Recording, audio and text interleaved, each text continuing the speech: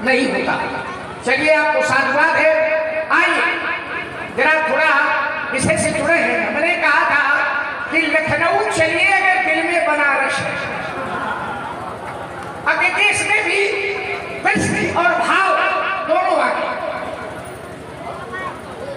दृष्टि और देखने का भाव, कहा लखनऊ चलिए, लखनऊ चलिए, उसको लखने चलिए। लखन माने देखना, देखने, लखनऊ चलिए अर्थात लखनऊ चलिए अगर दिल में बनारस है। अगर दिल में रस बना है तो उसको देखने चलो, और रस नहीं बना है तो देखने से कोई लाभ नहीं है। लखनऊ चलिए अगर दिल में बनारस है। फतेहपुर करने आए हैं,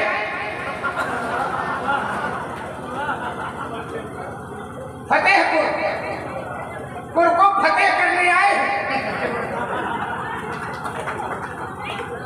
फतेहपुर करने आए हैं क्योंकि हृदय में बसे हरदोई। हर के हृदय में शंकर बाबा के हृदय में, हर के हृदय में बसे, हर के हृदय में बसे दो ही बसे, राम और लक्ष्मण। हर कोई आज बड़ा आनंद है, इसलिए बिल्कुल मुदिता के साथ, आनंद के साथ। कई बार प्रकार दूसरा होता है, हमने बहुत चिंतन किया कि रस नहीं है इसमें, असली आनंद इसी में। मुदिता मत है और विचार मथानी, तब आधार रज शब्द सुबानी, तब मथकार ले नवनीता, विमल विराग सुभग सुखनीता। लिया उन्नाव लिया, अगर उनका नाव अगर लिया तो कल्याण है। हरदोई तो बसे है हर के हृदय में। कैसे तो का सुंदर सुखद सकल गुण राशि, और ये दो बंधु शंभु बस, ये दोनों भाई कहाँ बसेरा करने वाले हैं? वो भगवान शंकर के हृदय में बसेरा करने। आइए महाराज, दृष्टि का दृष्टिवाद और सृष्टिवाद, एक शब्द आपने इतना बढ़िया प्रयोग किया था, पहिल। विश्वास करिए पूरी लीला जगत में, पूरे संपूर्ण उसमें आप घूम आइए और ये शब्द प्रयोग करते हो, किसी से पूछ रहे इसके माने पंडित जी बड़ा कठिन कहा।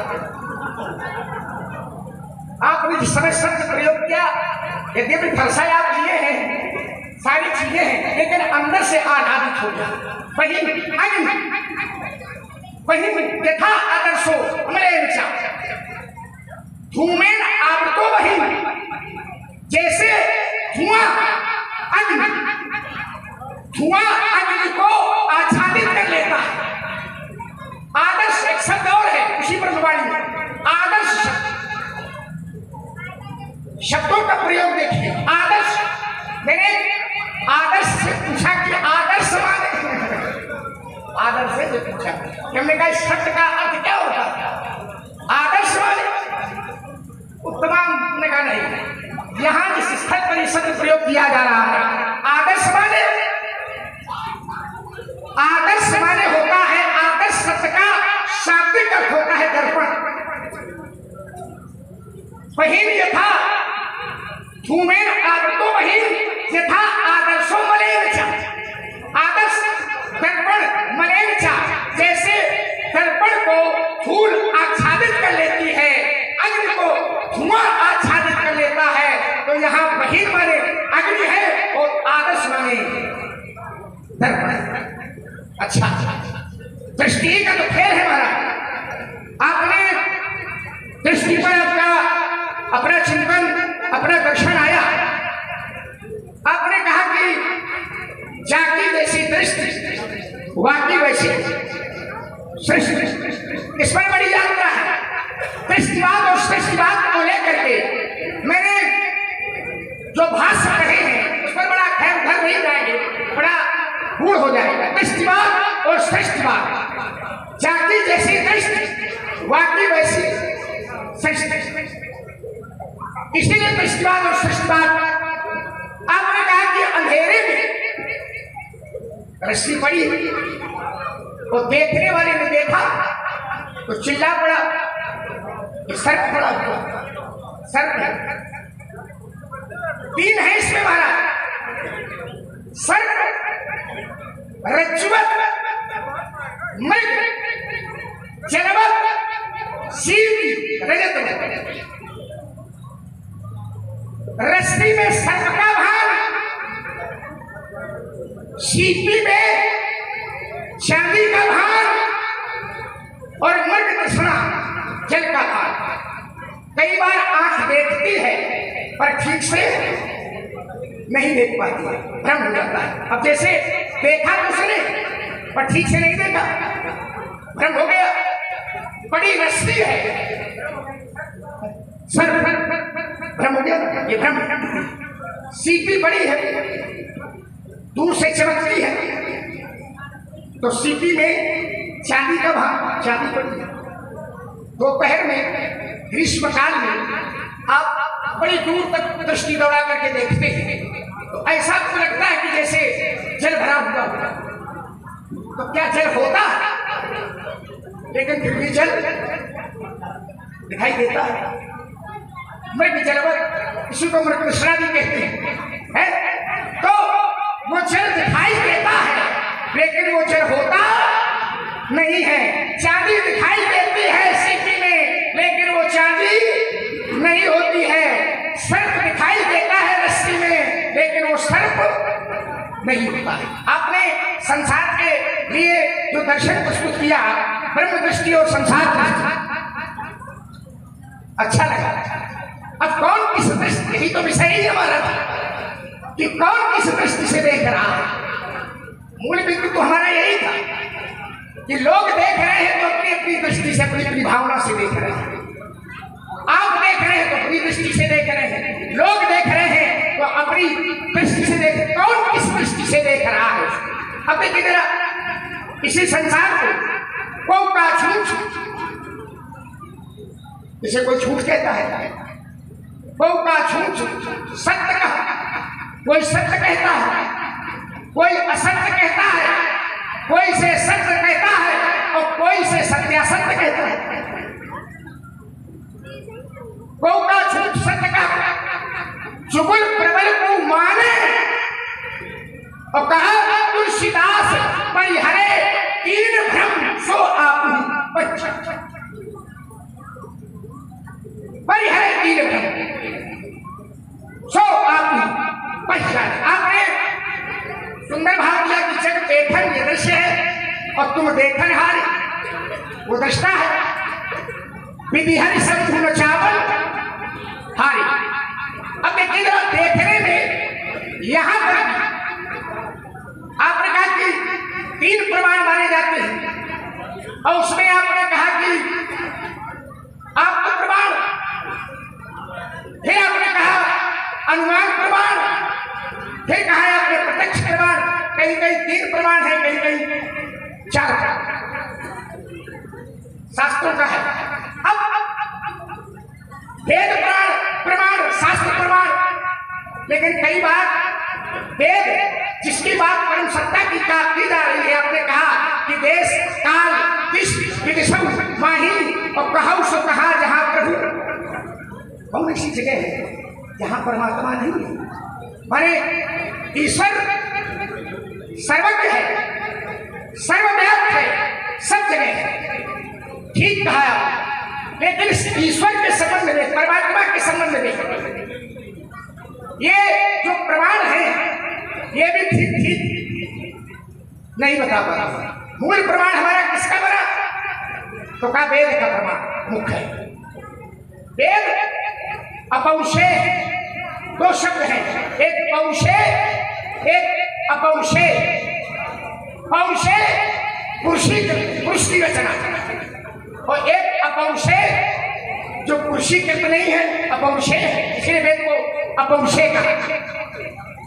आइए, और सबसे बड़ा प्रमाण वेद उस परम सत्ता के संदर्भ में जिसके लिए आपने कहा था जब देखन तुम देखन हारे विधि हरि समूह न चावल देव न जाने, वो भी ठीक ठीक उसको नहीं जानता। देव न जाने, वो भी ठीक ठीक नहीं जान पाता। उसके विषय में जब चर्चा चली परम सत्ता के विषय में, तो कहा कि ठीक ठीक वेद भी नहीं बता पाता।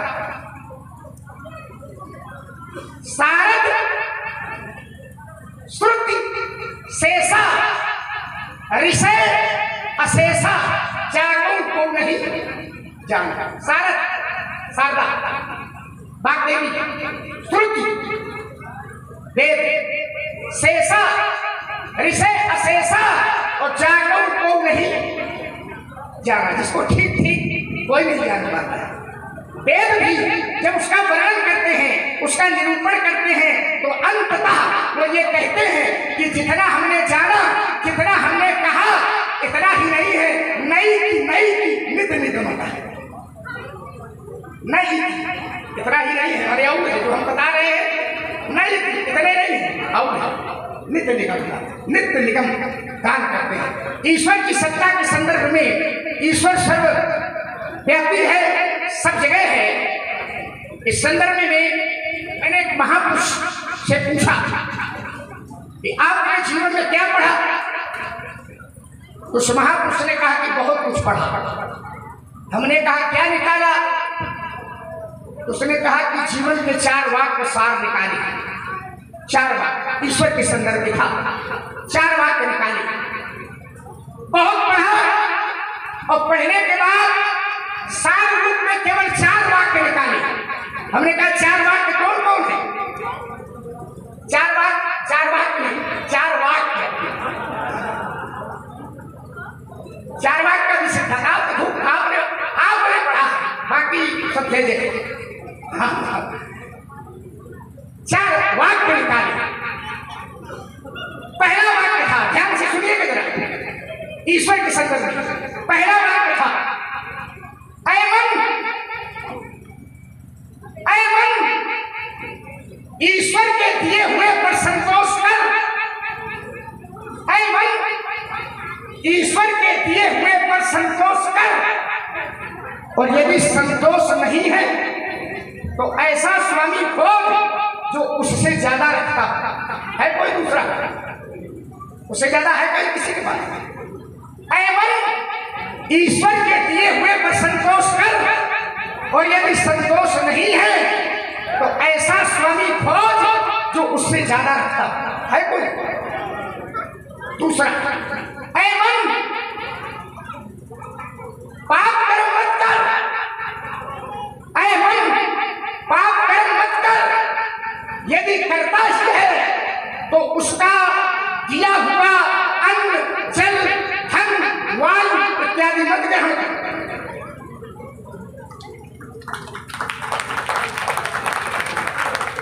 तीसरा वाक्य था, ऐ मन पाप कर्म मत कर, और यदि करता ही है तो उसकी सीमा से बाहर निकल।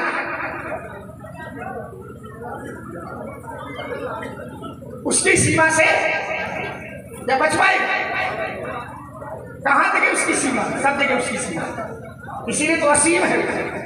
ऐ मन उसकी सीमा से बाहर निकल जाए। चौथा वाक्य था, ऐ मन पाप कर्म मत कर, और यदि करता ही है तो वहां कर जहां वह न देखता। ऐ मन पाप कर्म मत कर, यदि करता ही है तो वहां कर जहां वह न देखता हो। आपने बताया कि जीव के संदर्भ में एक उपभोक्ता है, एक दृष्टा है, एक देख रहा है। अब भ्रम की बात है तो भ्रम तो संसार में हो ही जाता है। संसारी लोग भ्रमित हो जाते हैं। जिसको नेत्रों का दोष हो जाता है, पीतत्वम ही यथा शुभ्रे दोषात् भवति कस्यचित्। पीतत्वम ही यथा शुभ्रे, चंद्रमा कैसा है? सोई, लेकिन दिखाई कैसा देता? जिसको आपने कहा था पांडु रोग हो जाए, आंखों में रोग हो जाए तो उसको पीला पीला दिखाई देता है। नयन दोष ये शास्त्र से निकाला गया और रामचरितमानस इसी का पोषण कर रही है।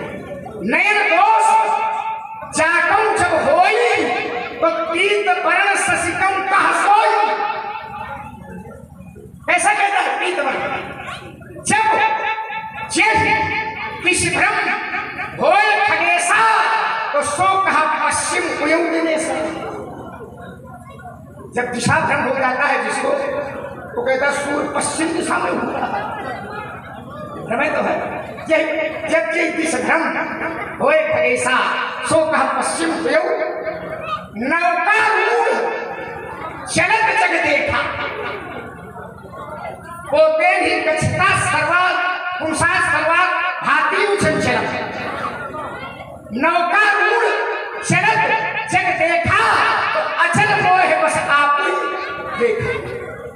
नौका चल रही है जैसे किसी यान में आप चलते हैं तो ऐसा लगता है कि वृक्ष दौड़ रहे हैं, ये सारे लोग दौड़ रहे हैं, क्या वो दौड़ रहे हैं? स्थिर है, लेकिन जैसे नौका में चलता हुआ सारा संसार घूमता दिखाई देता है। नौका रूढ़ चलत जग देखा अचल मोह बस आप। तो ये कष्ट बात और सृष्टि बात है।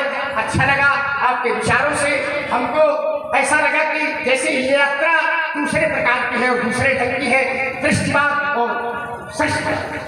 आप है सोनो प्रस्तुत किया गया और ये ब्रह्मावर्त से लेकर के ये गंगा का जो दक्षिणी तटवर्ती क्षेत्र है रामनगर मंडना पर वो भ्रम है, दृष्टि का भेद है।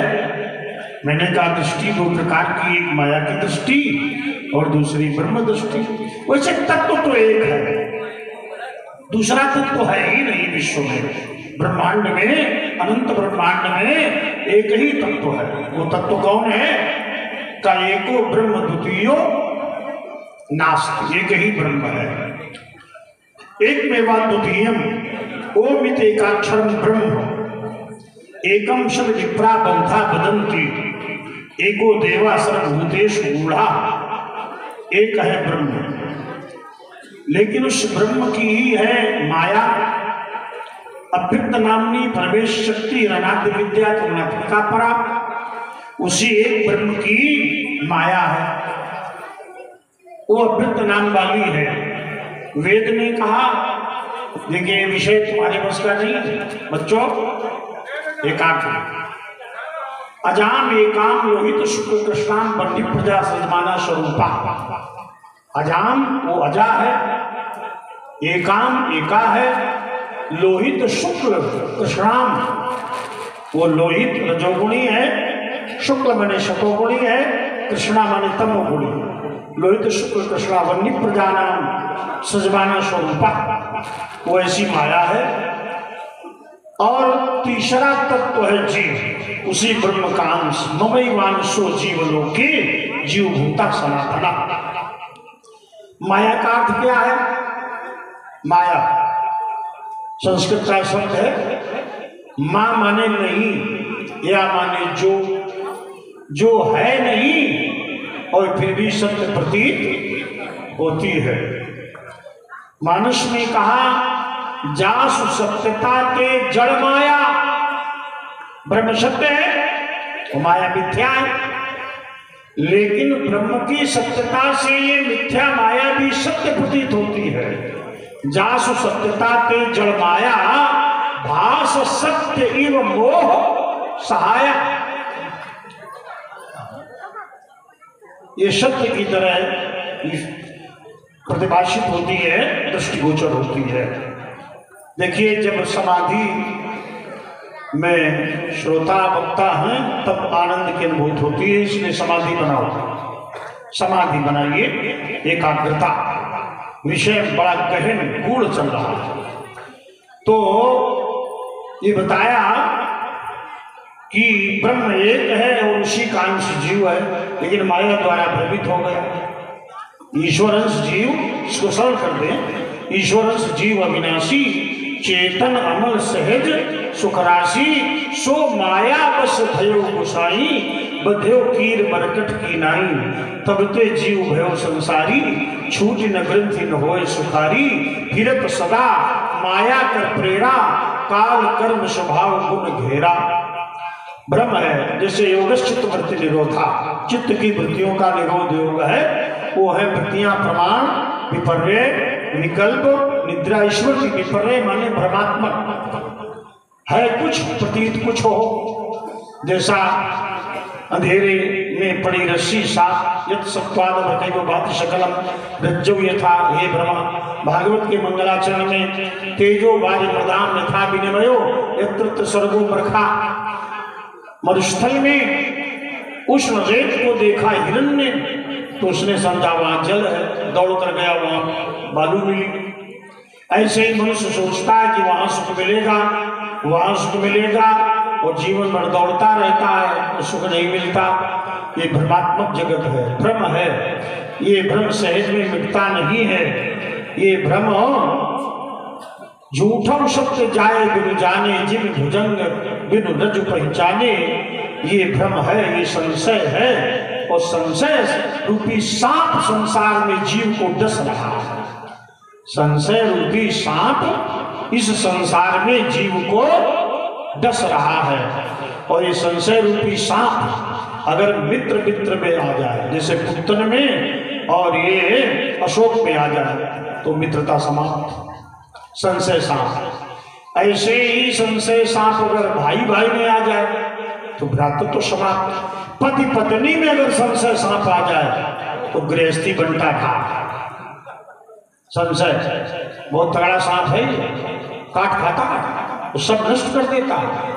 माने वर्षों का जमा जमाया विश्वास और संशय सांप के डसने से नष्ट हो जाता है। ये संशय, जहां संशय पैदा हुआ वही मानसिक बीमारी है। संशय क्या है? ज्यादा बुद्धिमानी, ज्यादा सोचना संशय को जन्म देता है। तो जब मनुष्य अपने को कर्ता मान करके अहंकार विमूढ़ात्मा करता अहमिति मन लेते, तो वहां संशय कर्तापन के अभिमान में और भ्रमात्मक संशय उत्पन्न हो जाता है। और वो ऐसा संशय, एक सो रहे थे तो रो रहे थे, सोने में रो रहे थे। बहुत कुछ लोग रोते भी हैं सोने में, बड़ी जोर चिल्लाते हैं। उन्हें जगाया गया, क्यों रो रहे हो? बोले बड़ा अच्छा किया तो जगा दिया। बोले क्यों? बोले तलवार चल रही थी हमारी। जिन सपने सिर काटे कोई, और बिन जागे भ्रम दूर न होई, ऐसा भ्रम है सपने में तलवार और सही में रो रहे हैं। जिन सपने सिर काटे कोई और बिन जागे भ्रम दूर न होई, ऐसे ही संसार सपना भ्रमात्मक है, लेकिन ये सत्य की तरह लगता है। ये संशय रूपी सांप गुरु शिष्य में कम काटता है, लालू। और ये क्या नाम, हमारे शिष्य माधव प्रसाद, गुरु शिष्य में बहुत कम काटता है, कम गुंजाइश है। ये भक्त भगवान ने काट खाता है, भक्त भगवान ने काट खाता है। इस संशय रूपी सांप ने उन्हें भी काटा जो सांपों को खाते हैं। हाँ, सांपों को कौन खाता? गरुड़, और गरुड़ को इस सांप ने काट खाया। अब जब सांप ने काट खाया गरुड़ को तो चढ़ गया जहर। अब दौड़े दौड़े नाचे नाचे आकाश पे घूम रहे थे। नारद जी ने कहा, गरुड़ जी क्या बात है? बोले सांप ने काट खाया। बोले तुम हमसे दूर रहो। बोले क्यों? बोले तुम्हारी छाया अगर हमारे ऊपर पड़ गई तो पूरा जहर हमारे ऊपर आ जाएगा। हम बड़े संवेदनशील हैं। यही बहुबार नचावा मोही, सोई व्यापी विहंगपति तो ही। इसने तो हमें कई बार नचाया, नारद कह रहे हैं, कई बार नचाया है, और वही तुम्हारे ऊपर हमला बोल दिया। संशय सांप ने काट खाया है, अब तुम्हें भ्रम है। अब इसकी दवा, बोले इसकी दवा वहां जहां सांपों का भंडार है। सांपों का भंडार है। सांपों का भंडारण कहाँ है? भुजगेंद्र हारम, भुजगेंद्र हारम, करालम महाकाल कालम कपालम के पास जाओ, वही तुम्हें औषधि प्राप्त होगी। अब शंकर जी तो पहले ही बड़े ही विनोदी, वो रास्ते मिल गए। बोले कि ये गरुड़ जी क्या समाचार, कोई सांप ने काट खाया? बोले किस प्रजाति का सांप था, क्या नाम था? बोले संशय सर्प कृषो मुहिताता लहरी बीच कुतर्क बहुव्रता। संशय रूपी सांप ने काटा है तो कुतर्क की लहरें उठ रही है। ज्यादा कुतर्क करे समझो संशय ने सांप ने काट खाया है। कुतर्क भगवान कुतर्क का विषय थोड़े। तो ये कुतर्क उठ रही है लहरें। तो शंकर जी बोले दवा तो हमारे पास है कि झोली हम कैलाश में फुलाए। मिले हो गरुड़ मार्ग मां मोही, रास्ता मिले हो और एक दो खुराक से तुम ठीक होने वाले नहीं हो। जब बहुत समय तक औषधि का सेवन करो, तब जब बहुकाल करो सत्संगा, तब सब होए मोह भ्रम भंगा। बहुत समय तक दवा खाओ, राम कथा रूपी दवा बहुत समय तक खाओ। पार्वती जी ने कहा आपने क्यों नहीं दवा दी? बोले ताते उमा गुप्त करी राखा, ठग जाने ठग ही कह भाखा। कभी विमान इसको रहा होगा इसलिए हमने काक के पास भेज दिया। अब वहां बहुत समय तक जब दवा का सेवन किया, राम कथा रूपी औषधि का, तो भ्रम दूर हुआ। ये संशय बिना गुरु के कृपा के दूर नहीं होता है। ये भी सब संशय कर दूरी, सिर धरि गुरु पद पंकज धूरी।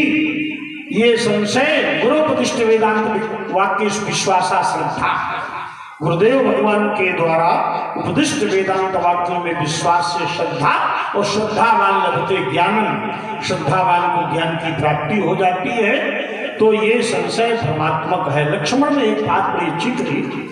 लक्ष्मण ने कहा कोई देख रहा हो, बात देखने की चल रही है, कोई देख रहा हो, आंखें भी खुली हो और दृश्य भी सामने हो, और फिर भी पूछा गया क्या निकल गया? बोले हम देख नहीं पाए। क्यों? मन साथ में नहीं था, मन वहां साथ में नहीं था, मन की गति कहीं और थी।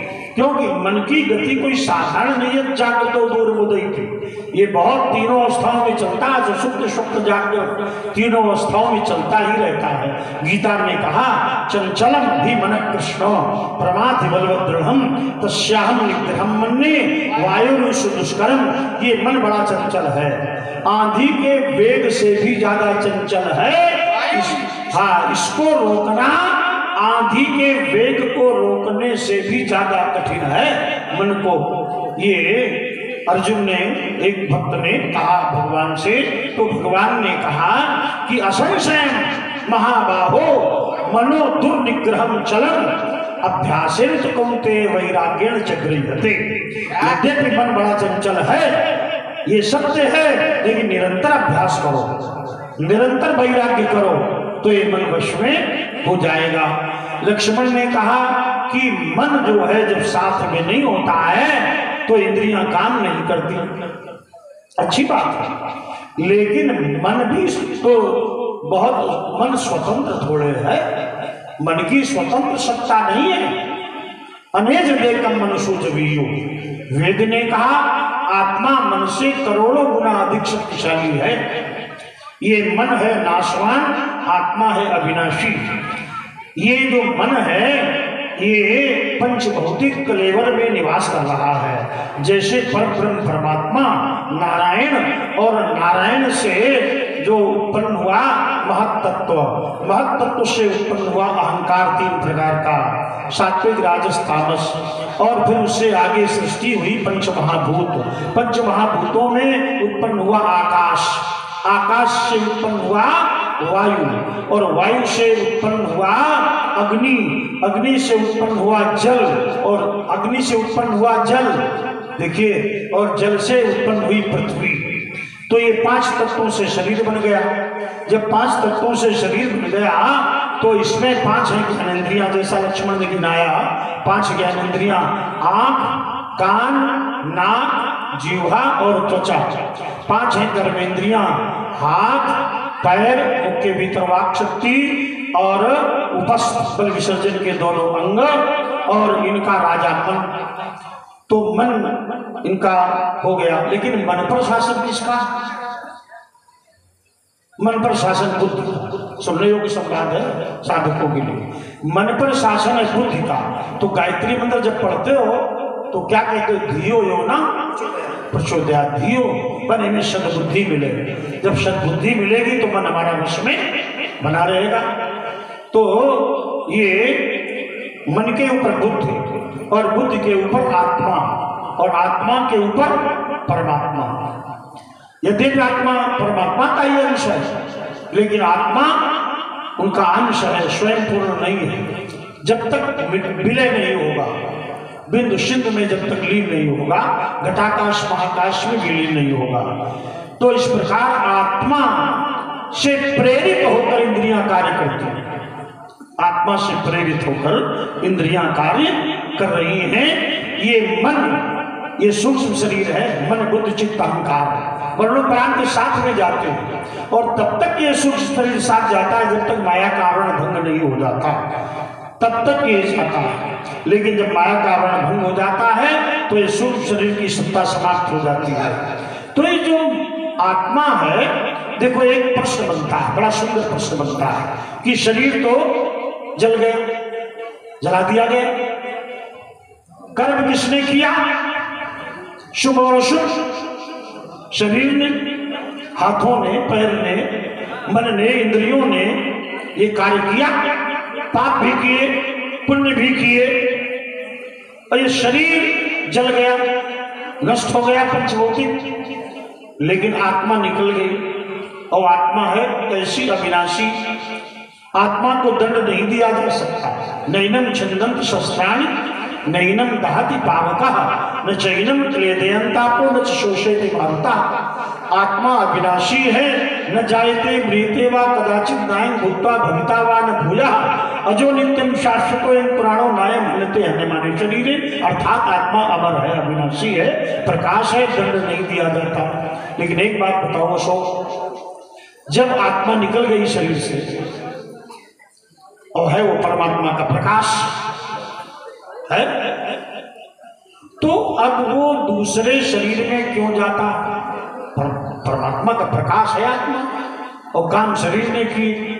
अब उस आत्मा को कहा जाओ सूअर की योनि में जाओ, शूकर कुकर की योनि में जाओ, अब उसे फल भोगना पड़ा। क्यों है? आत्मा ने तो कर्म किया नहीं।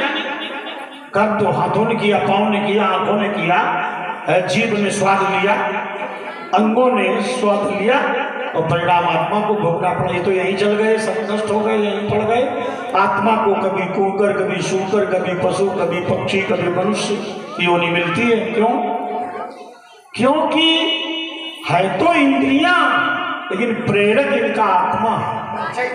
हाँ, अगर शक्ति तो आत्मा द्वारा, मन किसके द्वारा काम कर रहा? आत्मा द्वारा। आत्मा निकल जाता तो हाथ पैर काम नहीं करेंगे, है तो प्रेरक तो आत्मा है। वो मोहित हो जाता है इन इंद्रियों में, मन में, और उसकी सहमति हो जाती है कर्म में। कर्म में उसकी सहमति हो जाती है। इसलिए सो माया बस भयो गोसाई बंध्यो कीर मरकट की नाई। तो उसको कर्म का परिणाम भोगना पड़ जाता है। तो लक्ष्मण तुमने कहा मन ही सब मन है, श्याम कर्म बंध मोक्षयो, बात तो सत्य है, लेकिन इस पर भी आत्मा का शासन है। विषय लंबा हो गया, तो अब मैं अपनी बात यही रोकता हूँ। चलिए, लंबा हो जाए, अच्छा हो, सत्संग हो, कुछ दुर्लभ चीजें प्राप्त हो, विचारों का विनिमय हो, विचारों का आदान प्रदान हो, तो लंबा भी अच्छा लगता है। आइए, बड़ी बड़ी बातें आ गई। जीव की चर्चा, ब्रह्म की चर्चा, साथ में माया की चर्चा, संसार की चर्चा, ये सारी बातें एक साथ यात्रा कर रही है। माया की परिभाषा भी आपने दे दी, मां नहीं या जो है नहीं। अच्छा, ये माया है ही नहीं, बेकार परेशान किए महाराज। ये माया दो तरह की माया है। माया के प्रकार कितने हैं? दो। एक माया है विद्या माया, और एक माया है अविद्या माया। ये जीव को जो विमोहित करती है, ये कौन सी माया है? विद्या माया या अविद्या माया? विद्या माया का काम विमोहित करना नहीं है, इसका काम है सृजन करना, इसका काम है रचना करना। और रचना भी करती है अगर वो, तो अपने बल से नहीं करती। मया अध्यक्षेण प्रकृतिम सुवते सचराचरम्। मया अध्यक्षेण प्रकृतिम सुवते सचराचरम्। एक रचय नहीं निज बल ताके, ये रचना करती है, सृजन करती है, लेकिन नहीं निज बल, उसका अपना बल नहीं है। ये जो विद्या माया भी है, इसका अपना बल नहीं है। ये किसका बल है?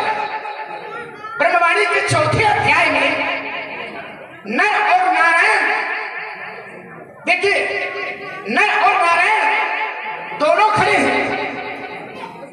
तो नारायण ने नर से आपने उस नर का नाम भी नहीं लिया था ब्रह्मवाणी में, अर्जुन।